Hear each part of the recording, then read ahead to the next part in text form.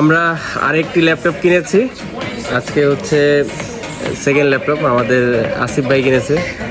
আসিফ ভাই এই যে ম্যাকবুক কিনলেন, আপনার কেমন লাগছে? ম্যাকবুক এয়ার কিনছেন উনি যেমন অনুভূতি ছিল আচ্ছা। আমার একটু বেশি। আমি ভাই ম্যাকবুক এয়ার M3 কিনেছে, আমি M3 কিনেছিলাম। তো ভাই M3 15 ইঞ্চটা কিনেছে। মূলত ভাই ইমেজ এডিটিং, ছবি এডিটিংয়ের জন্য উনি ব্যবহার করে। মূলত উনি অনেক ফটোশ্যুটের উনি কিছু কাজ করেন। তো আপনাদের আমি দেখাচ্ছি এটার কনফিগারেশনটা। আসিফ ভাই তার স্বপ্নের ল্যাপটপ, ড্রিম ল্যাপটপ কিনে ফেলেছে, ম্যাকবুক এয়ার M3। আসলে সে খুবই এক্সাইটমেন্টের ঠেলায় আসলে সে খুঁজতে পারছে না। যদিও এটা আমরা ইউজড কিনেছি, বাট কন্ডিশন একদম নিউ, জাস্ট 14 টাইম চার্জ।不是三点，高价。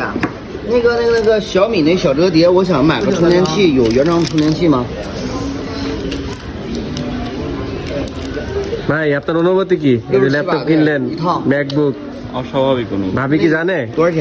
জানে যাক, ঠিক আছে, আপনি ওদের ভাবির পারমিশন ছাড়া কিছু করেন না। এটা স্বাভাবিক না।啊？ সো এই যে ল্যাপটপের কনফিগারেশন হচ্ছে 8GB র্যাম, 256 SSD। 89跟网上价一আর样的。আগেই বললাম M3 এয়ার। কন্ডিশন খুবই ভালো, আমার কাছে বেশ ভালো লেগেছে। গত সপ্তাহে আমি কিনেছি একটা, ওটা ছিল 13 ইঞ্চ, ভাই কিনেছে এটা那我就让我顾客 15 ইঞ্চ।上楼上直接。 ভাইয়ের প্রাইস পড়ছে你在楼 হচ্ছে上吗？ 5,600 টাকা RMB, Chinese RMB। So Bangladeshi টাকায় মোটামুটি 1 লাখ টাকার উপরেই পড়ে যায়।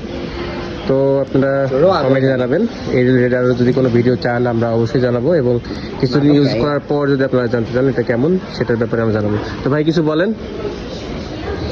অনুভূতিটা অনেক ভালো, যেটা আপনার থেকে একটু বেশি হওয়ার কথা।